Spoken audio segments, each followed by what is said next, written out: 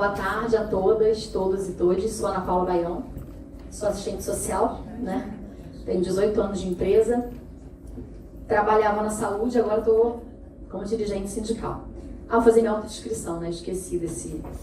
É um costume, não é um hábito que a gente tem que criar, né? Sou uma mulher de cabelos cacheados, quando estão ficando brancos eu fiz luzes. Estou vestida de... Tenho a pele parda, clara, olhos castanhos, estou vestido com uma calça jeans, jaleco da FNP. Fala aí, Michele. Boa tarde, pessoal. Meu nome é Michele, eu sou diretora da FNP de São José dos Campos. A gente veio aqui hoje conversar com vocês sobre alguns casos que aconteceram na Revap e falar um pouco sobre o nosso protocolo de atendimento lá. Sou uma mulher cis, homossexual, tenho 44 anos, estou na companhia há 18. Hoje estou vestida com uma camisa amarela, uma calça preta e acho que esse bate-papo vai ser bem proveitoso. Então vamos lá. Nós, quando fizemos essa apresentação, conversei até com a Ana, né, na hora do coffee break. A gente vai falar também sobre as violências sexuais, as formas, né?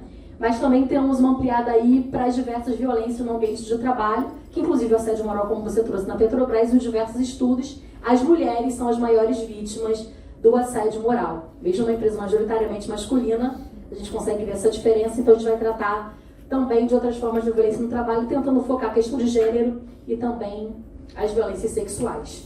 A gente passa, tem o passador? Ah, tá aqui. A tecnologia, né? O movimento sindical em geral, a gente entende a questão do processo, né, de violência no trabalho baseado pela organização do trabalho, que é como um dos fundamentos da violência no trabalho. Isso quer dizer o quê? Isso quer dizer que a forma com que os trabalhadores se organizam, como que o trabalho está dividido, os contratos de trabalho, como, por exemplo, as formas... Aqui na Petrobras, por exemplo, a divisão entre próprios e contratados, as questões entre o operacional e o administrativo, como que aquela gerência divide o trabalho em relação à sobrecarga ou não.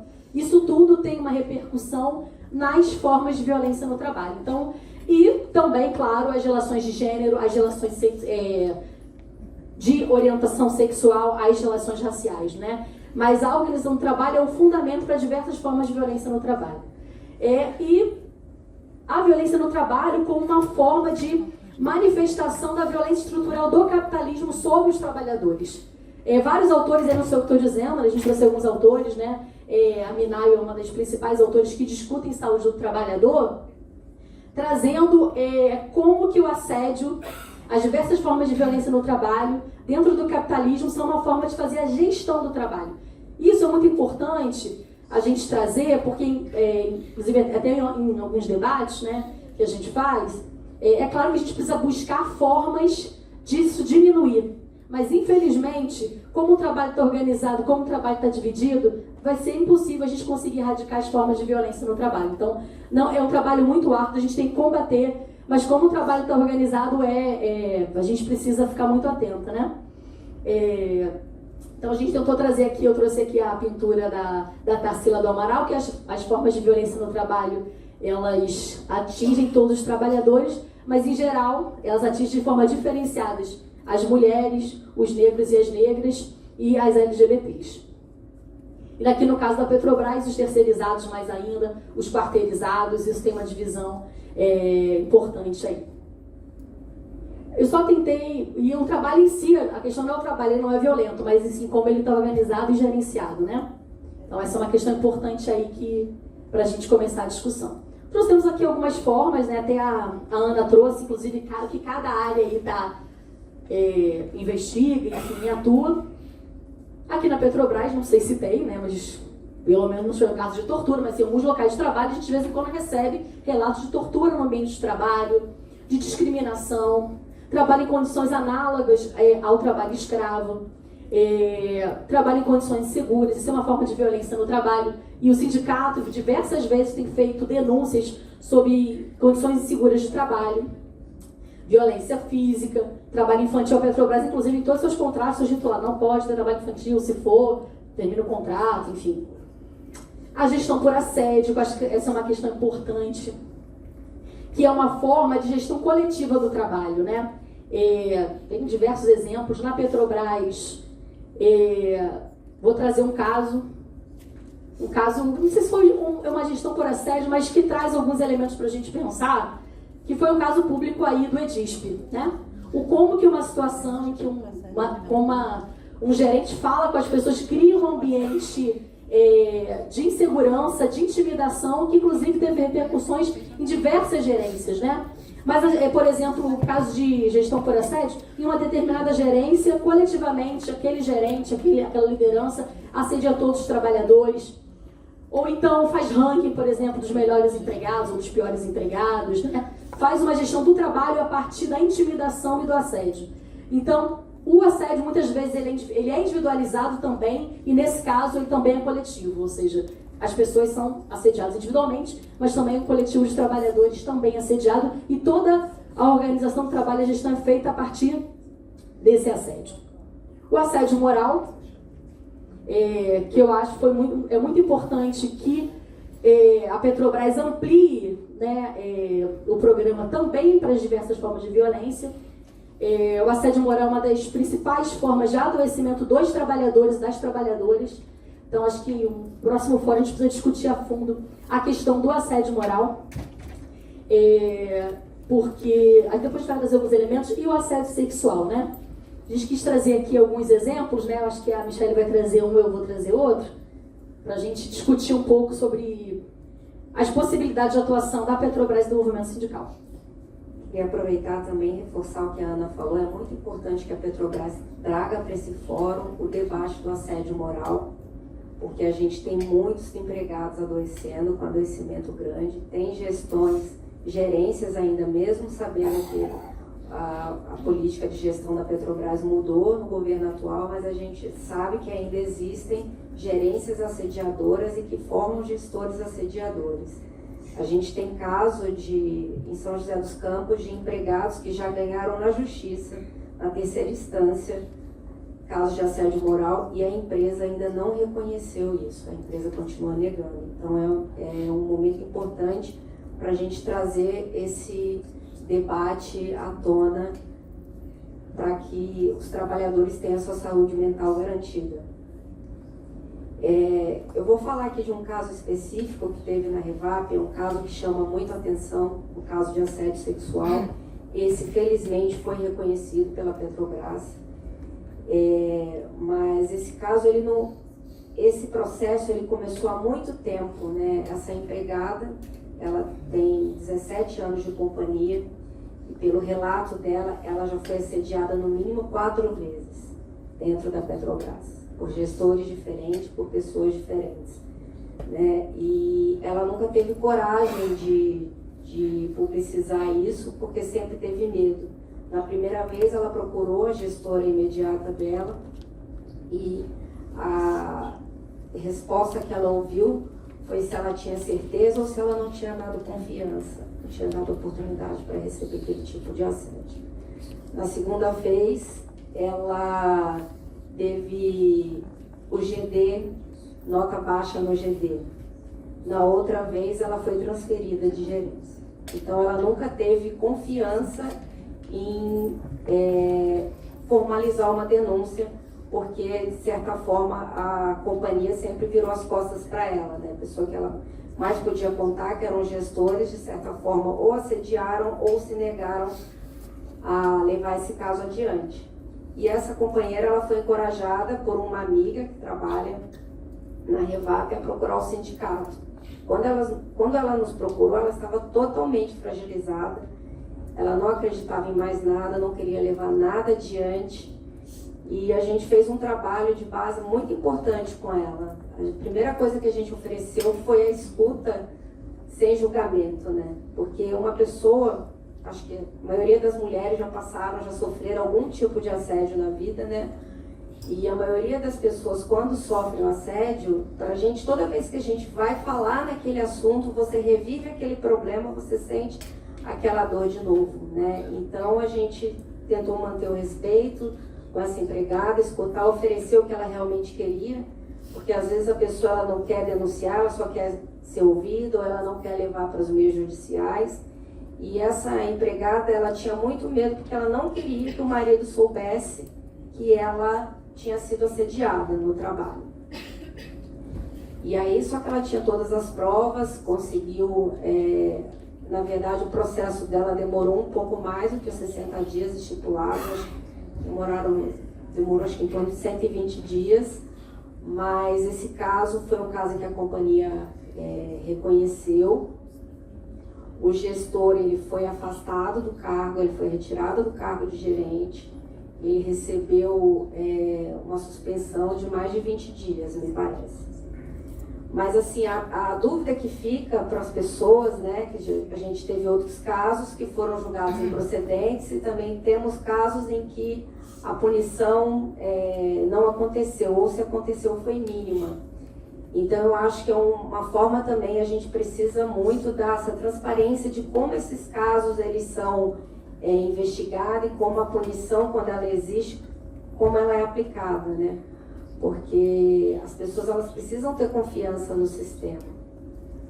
E essa empregada depois nos procurou, ficou muito feliz de ter, né, depois de tantos anos trabalhando, o caso dela ter sido reconhecido e ela não precisou se mudar, sair da gerência que ela trabalhava e começou a acreditar que realmente a ouvidoria funciona. Então, assim, pra gente é muito importante, né, esse encorajamento das mulheres de falarem, de ter coragem de denunciar. Então, o caso que a gente... É um caso, infelizmente, ficou conhecido por todas, né, e todos. Foi o caso das mulheres, né, assediadas no SEMPS. Eu trabalho no SEMPS. Como é um caso conhecido, acho que alguns elementos todo mundo já sabe, né, eram mulheres contratadas da área de limpeza, eram 4 mulheres. Mas eu queria trazer alguns elementos que têm a ver com o que a gente conversou aqui sobre a organização do trabalho. Primeiro, era um assédio que já durava algum tempo. E dura algum tempo por quê? Por conta da invisibilidade dessas trabalhadoras. Essas trabalhadoras, quando procuraram o sindicato, que falaram para ela que a Chavete não liga para vocês.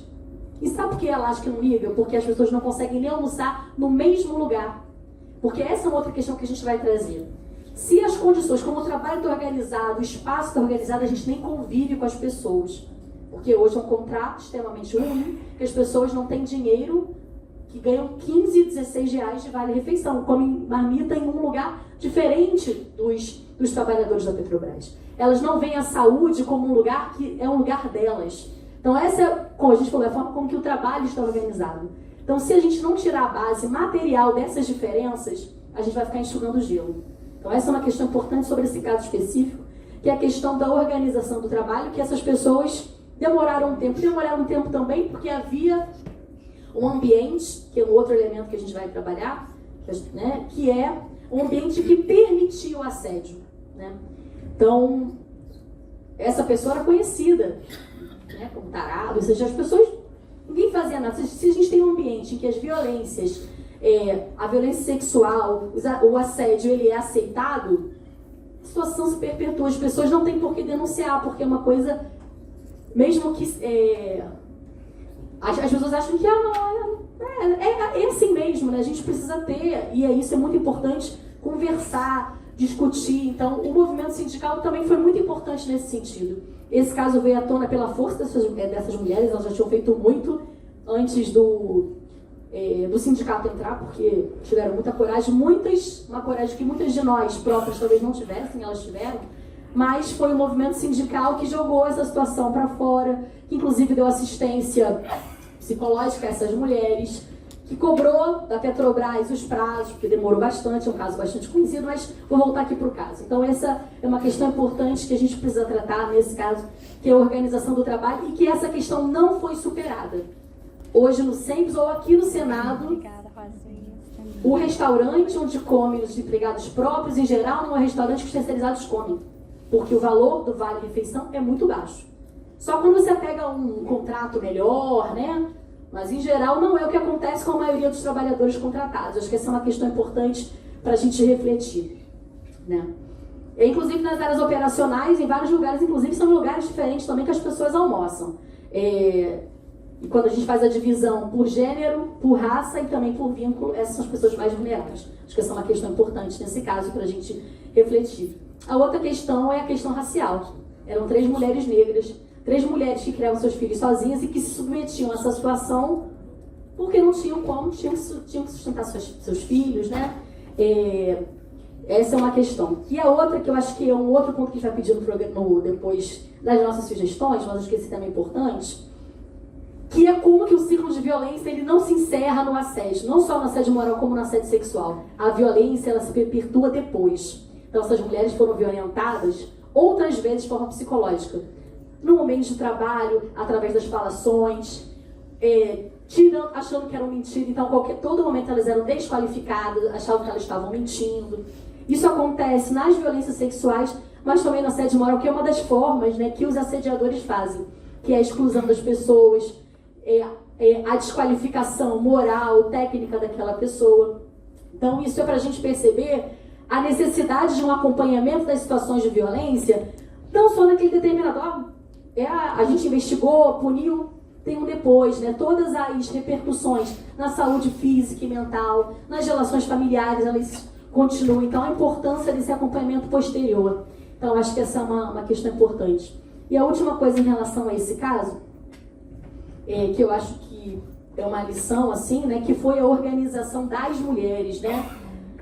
Quando esse caso foi para a mídia, começaram a surgir em todos os espaços, no grupo de WhatsApp, no Workplace, conversas, né? Muitos relatos, né, de mulheres que tinham sido assediadas sexualmente dentro da Petrobras. Então aquilo foi uma situação que mostrou a possibilidade da organização das mulheres trabalhadoras e como que a gente consegue, a partir disso, que a Petrobras, inclusive, repensou seus prazos, organizou de uma outra forma o combate à violência no trabalho, fruto, né, da pressão e da organização das mulheres trabalhadoras. Acho que essa é uma questão importante aí nesse caso. E a assistência e a união, a unidade entre próprios e contratados, né? Que elas eram colegas contratadas e que o sindicato, apesar de não ser o sindicato delas, somos todos trabalhadores, petroleiros, apesar, né? Das pessoas não acharem que somos elas também são petroleiros, da importância da unidade e da gente apoiar os trabalhadores contratados, né? Que quem faz essa divisão são os nossos patrões e a gente não pode deixar que isso aconteça. Então, acho que essa é uma lição importante. A gente chegou a abordar um pouco isso, né, que as formas de violência no trabalho, elas não são indiferentes às relações étnico-raciais, de gênero, vínculo trabalhista, sexualidade, regionalidades, entre outros, né. Em geral, o trabalho escravo, né, análogo à escravidão, eles escolhem alguns estados. Quando você vai ver, geralmente são pessoas que vêm dos estados do Nordeste para fazer algum trabalho. Então, a gente precisa também considerar todas essas questões, né? E aqui na Petrobras a gente vê isso. Inclusive, teve não sei se vocês têm um estudo, foi publicado acho que em 2018, sobre violência no trabalho e gênero, né? Acho que foi o TRT, não me lembro qual TRT que também publicou. Que em geral 65% das mulheres, uma pesquisa, já foram assediadas moralmente, 65% das mulheres. Não bate um pouco com o que foi colocado ali, né, nessa pesquisa do TRT de 2018. Então eu acho que é bem para a gente ter noção do quanto nós, e se tiver porque infelizmente não tem pesquisa quando pega as mulheres lésbicas, né, as mulheres trans. Se tivesse, esse número seria muito maior, mas ainda não tem nenhuma pesquisa sobre o tema. Trouxe aqui um agravante, né, que foi a Contra-Reforma Trabalhista de 2017 do governo Temer, que aprofundou esse padrão privado do trabalho. Tem trabalhadores aqui na Petrobras, tem motoristas que têm trabalho intermitente, por exemplo. Então você imagina em que condições de violência no trabalho essas pessoas não estão submetidas. Ou então, inclusive foi nesse momento também que o padrão, eu vi que tem nossos colegas do jurídico ali, né, por conta da lei, mudou a minuta padrão do jurídico, outras flexibilidades por conta da própria legislação, isso acaba aprofundando as formas de violência no trabalho e a violência sexual também, né? Então, a terceirização, né, cada vez maior, acentuando aí essa disparidade, né, na relação entre capital e trabalho. Trouxemos aí um pouco da relação trabalho e violência, todas as formas de violência, né, o foco aqui é a violência sexual, a gente tentou dar uma ampliada. A questão, as fontes, a gestão perversa, a política do enxugamento, a gente conseguiu ver muito isso na Petrobras. Por exemplo, a gente já está passando várias... A gente fala sempre isso, né? Questão do baixo efetivo, o quanto que isso ajuda na questão do assédio, inclusive do assédio sexual. Aquelas trabalhadoras faziam o trabalho delas sozinhas.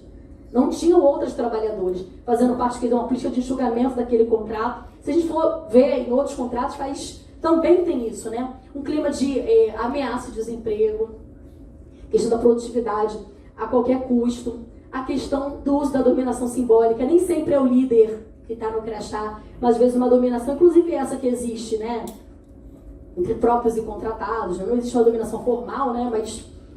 e aí tem a sobrecarga, né, alguns pactos aí perversos, inclusive nas relações sociais, de trabalho. E aí, quais são, assim, isso a gente consegue ver, o aumento do ritmo de trabalho, no assédio, no aumento da produtividade a qualquer custo. E quais são as consequências? São doenças relacionadas ao trabalho, suicídios, né?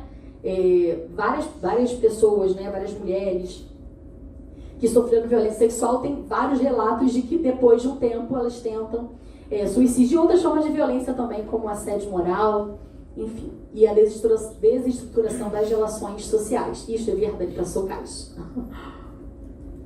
E a gente fez aqui algumas propostas, né? Primeiro é garantir às denunciantes, né? Que é uma garantia efetiva de não retaliação, de transferência caso seja a decisão da pessoa, né? E a estabilidade no emprego. Em especial para os terceirizados, né? As pessoas têm muito medo de serem mandadas embora. E, em geral, quando o contrato muda, rapidamente essas pessoas estão aqui há 30 anos. Ai, mudou o contrato, não vai ficar mais não. E, de fato, como o contrato muda a cada 2 anos, essa garantia, eles dizem, não foi nada não, só que mudou, a gente mudou a forma, não queremos mais, ela faz mais parte do perfil. Isso não, são vários relatos, né? Então, é muito importante essa garantia. Condição de trabalho iguais, que tem, por exemplo, jornada de trabalho, questão da alimentação, benefícios, remuneração, sem essas condições de trabalho equivalentes entre trabalhadores próprios e contratados, essas situações vão se perpetuar e ainda vão se aprofundar, né? A garantia de acolhimento a todos os trabalhadores e trabalhadoras, com retorno sobre o andamento de sua denúncia. A gente tem casos aqui que demoram muito tempo, muito mais do que os 120 dias. E o acompanhamento das denunciantes após a violência no trabalho. Porque não é... A gente precisa entender o ciclo da violência, não só com aquele momento mais... o cume, né, lá do assédio, mas também com as outras formas.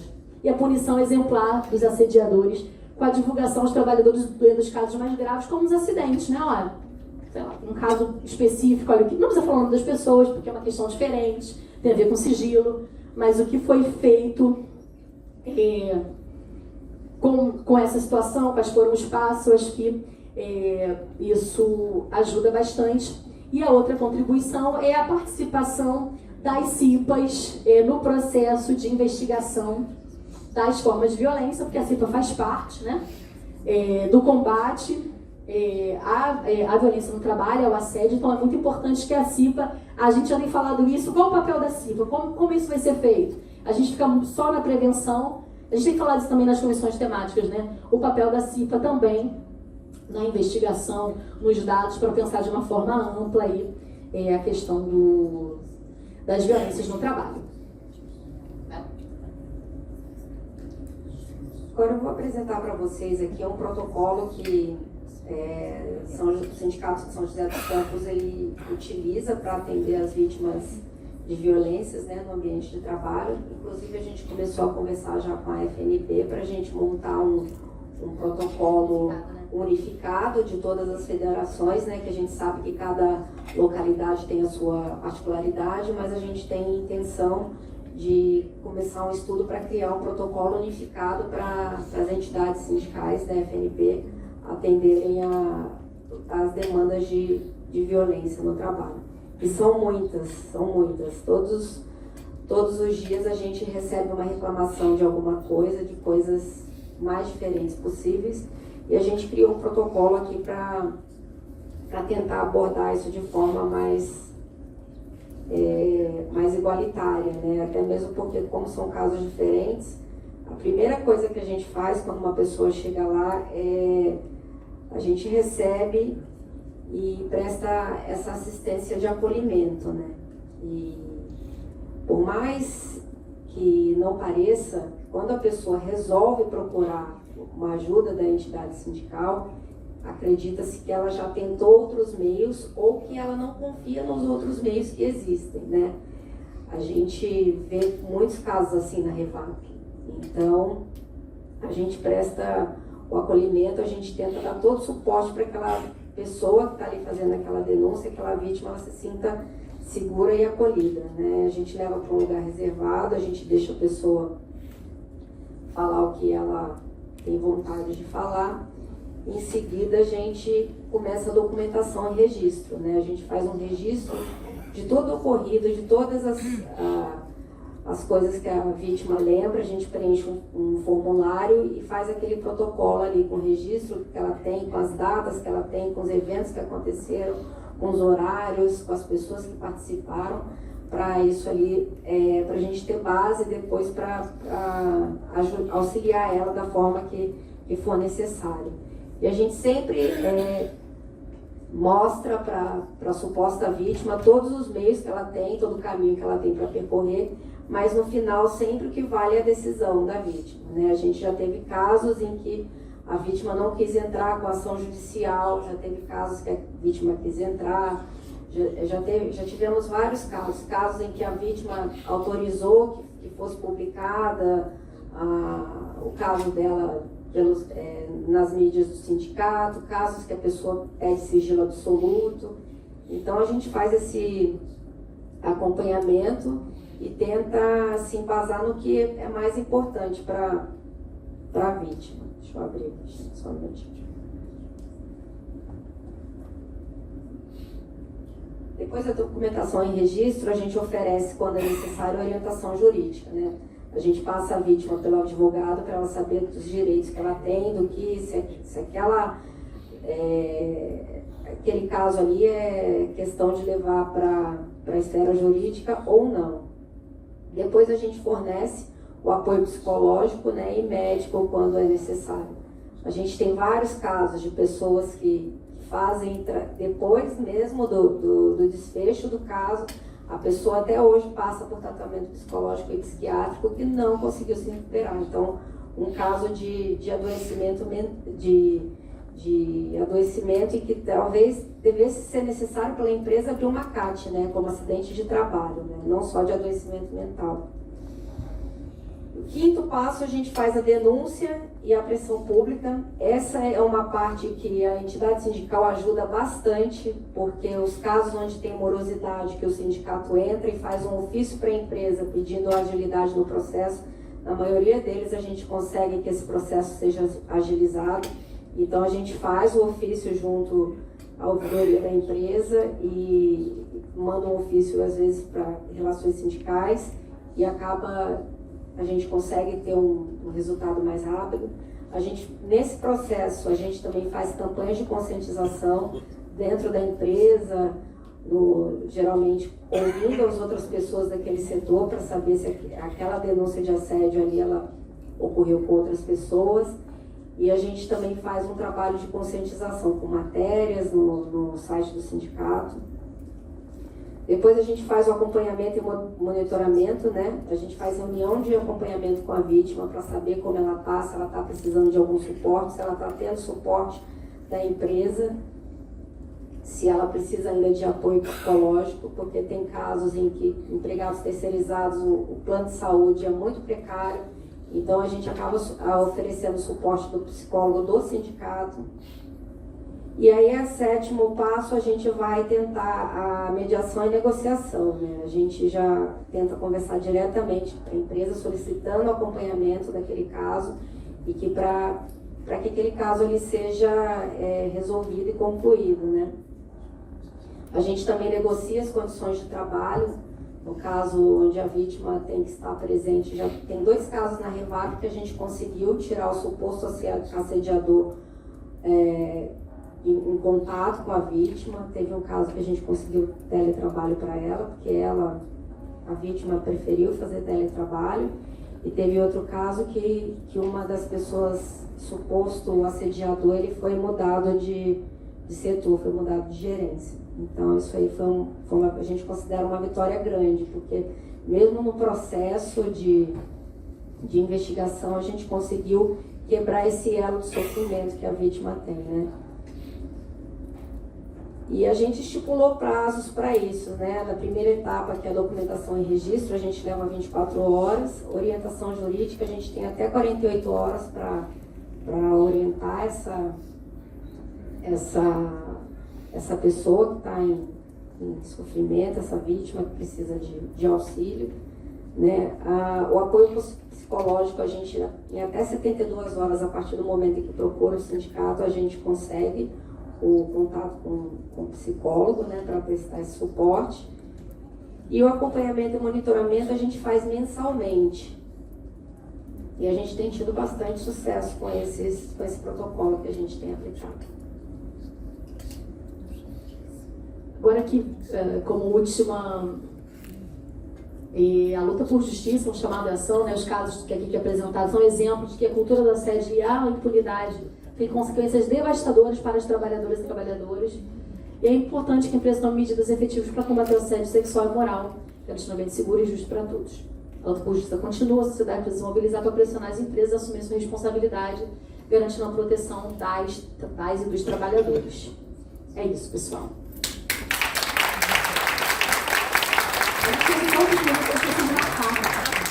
Minutos. 2 minutos. Passamos 2 minutos? Tá bom. Tá certinho. Gravado. Pessoal, temos 15 minutinhos de intervalo, agora é 15h32, retornamos 15h47. Maravilha.